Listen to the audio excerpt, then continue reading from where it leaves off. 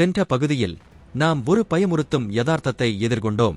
புள்ளியியல் விதிகளின்படி பிரபஞ்சத்தில் ஏலியன் நாகரிகங்கள் இருக்க வேண்டும் என்றால் அவை ஏன் நட்சத்திரங்களை அடைவதற்குள் தங்களைத் தாங்களே அழித்துக் கொள்கின்றன? அதுதான் மகா வடிகட்டி கோட்பாடு. ஆனால் ஒருவேளை அந்த நாகரிகங்கள் யாவும் அழியாமல் தப்பிப் பிழைத்திருந்தால், வேற்றுக்கிரக உயிரினங்கள் யாவும் வேண்டுமென்றே தங்களை மறைத்துக் கொண்டிருக்கின்றன என்றால், இந்த பேரண்டத்தின் மோனத்திற்கு பின்னால் நாம் நினைப்பதை விடவும் இன்னும் இருண்டதொரு காரணம் மறைந்திருந்தால்? விண்வெளி மர்மங்கள் பகுதி 3 இருண்ட காடு கோட்பாடு. இக்கோட்பாடு இந்த ஒட்டுமொத்த பேரண்டத்தையும் இரவில் இருக்கும் ஒரு அடர்ந்த இருண்ட காடாக கற்பனை செய்கிறது. இந்த இருண்ட காட்டிற்குள் உலாவரும் ஒவ்வொரு அதிநவீன நாகரிகமும் கையில் ஆயுதம் ஏந்தி சத்தமில்லாமல் நகரும் ஒரு வேட்டைக்காரனைப் போன்றது. இந்த இருளுக்குள் வேறு யாரெல்லாம் இருக்கிறார்கள் என்று யாருக்கும் தெரியாது. எந்த நாகரிகம் அமைதியானது, எது வன்முறை நிறைந்தது என்பதும் எவருக்கும் புரியாது. உயிர் பிழைத்திருப்பது மட்டுமே ஆகப்பெரிய குறிக்கோளாக இருக்கும் ஒரு பிரபஞ்சத்தில் உங்களின் இருப்பிடத்தை வெளிப்படுத்துவது என்பது உங்களுக்கே நீங்கள் வச்சுக்கொள்ளும் மரணப்பொறே. ஏனெனில் இன்று ஆபத்தில்லாத ஒரு எளிய நாகரிகம் கூட நாளை உங்களை விடவும் வலிமை வாய்ந்த ஒரு பெரும் அச்சுறுத்தலாக மாறக்கூடும். பிரபஞ்சத்தின் இமாலய தூரங்களுக்கு இடையே தொடர்பு கொள்வது என்பது கிட்டத்தட்ட சாத்தியமில்லாத ஒன்று. ஒரு சமிக்ஞையை அனுப்பிவிட்டு அதற்கான பதிலுக்காக பல ஆண்டுகள், பல நூற்றாண்டுகள் அல்லது பல மில்லேனியங்கள் கூட காத்திருக்க வேண்டியிருக்கும். அங்கே பரஸ்பர நம்பிக்கை என்பது சாத்தியமே இல்லை. தவறான புரிதல்களும் சந்தேகங்களும் தவிர்க்க முடியாதவை. அப்படிப்பட்ட சூழலில் பயம் கொள்வது மட்டும்தான் அறிவுத்தனம். இருண்ட காடு கோட்பாட்டின்படி உயிர் பிழைப்பதற்கான ஒரே பாதுகாப்பான உத்தி மோனம் மட்டும்தான். உங்கள் இருப்பை யாரிடமும் வெளிப்படுத்தாதீர்கள். பிரபஞ்சத்தின் கவனத்தை உங்கள் பக்கம் ஈர்க்காதீர்கள். ஒளிந்து கொள்ளுங்கள், கவனியுங்கள், காத்திருங்கள். ஏனெனில் இந்த காரிருளின் ஏதோ ஒரு மூலையில் ஏதோ ஒன்று உங்கள் சத்தத்தை கூர்ந்து கவனித்துக் கொண்டிருக்கலாம். இந்த கோட்பாடு அதுவரை ஒரு உன்னதமான அதிசயமாக பார்க்கப்பட்ட பிரபஞ்சத்தை ஒரே நொடியில் ஒரு பயமுறுத்தும் விண்வெளி பேராசையாக மாற்றிவிடுகிறது. மனிதகுலம் விண்வெளிக்கு அனுப்பும் ஒவ்வொரு ரேடியோ சமிக்ஞையும், நாங்கள் இங்கே இருக்கிறோம் என்று உரக்க கூவும் ஒவ்வொரு முயற்சியும் பூமியின் இருப்பிடத்தை ஏலியன்களுக்கு காட்டிக் கொடுக்கும் ஒரு வரலாற்று பிழை. ஒருவேளை அங்கே பகைமை கொண்ட நாகரிகங்கள் இருந்தால் மனிதகுலம் ஏற்கனவே ஆபத்தை விலைக்கு வாங்கிவிட்டது என்றுதான் அர்த்தம். சில விஞ்ஞானிகளும் தத்துவஞானிகளும் இந்த கோட்பாட்டை விமர்சிக்கிறார்கள். நாகரிகங்கள் தங்களுக்குள் ஒன்றிணைந்து செயல்பட வாய்ப்பிருக்கிறது என்றும், பேரறிவு வளர வளர அமைதியும் விவேகமும் தானாகவே பிறக்கும் என்றும் அவர்கள் வாதிடுகிறார்கள். ஆனால் இருண்ட காடு கோட்பாடு ஒரு ஆழமான உண்மையை சுட்டிக்காட்டுகிறது. அதிநவீன நாகரிகங்கள் என்றாலே அவை ஒழுக்கமும் ஆன்மீக விவேகமும் கொண்டவையாக இருக்கும் என்று மனிதர்கள் ஏன் கற்பனை செய்ய வேண்டும்? வெறும் அறிவு மட்டும் ஒருபோதும் ஒழுக்கத்தை உருவாக்குவதில்லை. மனித வரலாறே இதற்கு மிகச்சிறந்த உதாரணம்.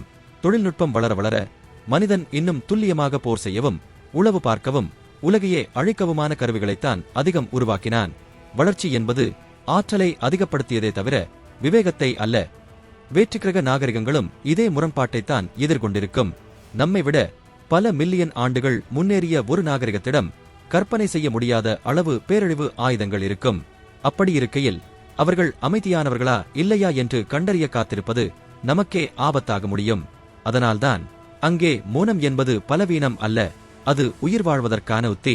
இக்கோட்பாட்டின் ஆகப்பெரிய பயமுறுத்தும் பகுதி ஏலியன்களின் கொடூரம் அல்ல, இதன் பின்னணியில் இருக்கும் உளவியல் யதார்த்தம். பயம் என்பது நடத்தையை மாற்றுகிறது. அனிச்சயத்தன்மை சந்தேகத்தை உருவாக்குகிறது. உயிர் வாழும் உள்ளுணர்வு எந்தவொரு ஒழுக்க விதிகளையும் தவிடு பொடியாக்கிவிடும். மனிதகுலமே கூட இன்று இப்படித்தான் செயல்படுகிறது. நாடுகள் தங்களின் இராணுவ தொழில்நுட்பங்களை ரகசியமாக மறைக்கின்றன. அரசுகள் தங்களின் எதிரிகளை எப்போதும் சந்தேக கண்ணோடு பார்க்கின்றன. பேரழிவு ஆயுதங்கள் போருக்காக மட்டுமன்றி எதிரியை பயமுறுத்தி பணிய வைப்பதற்காகவும் உருவாக்கப்படுகின்றன. இதே தர்க்கம்தான் இன்று பிரபஞ்ச அளவிலும் நீடிக்கிறது. விண்மீன் மண்டலம் முழுக்க ஒவ்வொரு நாகரிகமும் மற்றொன்றைக் கண்டு அஞ்சி சத்தமில்லாமல் ஒளிந்து கொண்டிருக்கிறது.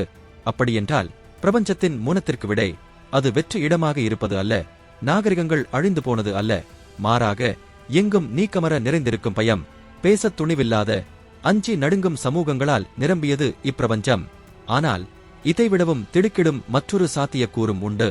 ஒருவேளை சில அதிமுன்னேறிய நாகரிகங்கள் இந்த மூன விதியை முற்றிலுமாக புறக்கணித்துவிட்டு பிரபஞ்சத்தில் புதிதாக தோன்றும் எளிய நாகரிகங்களை தேடி வேட்டையாடிக் கொண்டிருந்தால், அவற்றை கண்காணித்து ஆய்வு செய்து அவை தங்களுக்கு பேராபத்தாக மாறுமா என்று மதிப்பிட்டுக் கொண்டிருந்தால், அப்படி பார்த்தால் மனிதகுலம் இங்கே தனியாக இல்லை.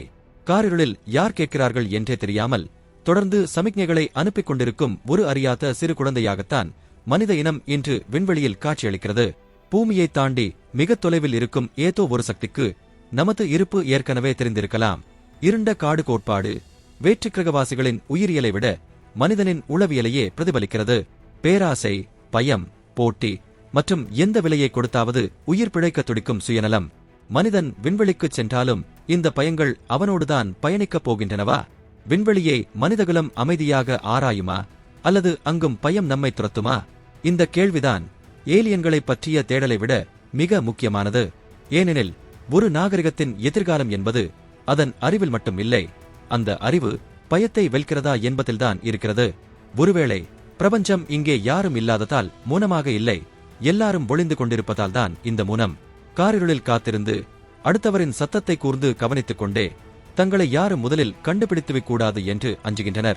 நட்சத்திரங்களுக்கு நடுவே இருக்கும் அந்த அதிநவீன நாகரிகங்களும் மனிதர்களைப் பற்றி இப்போது இதையேதான் நினைத்துக் கொண்டிருக்கலாம்.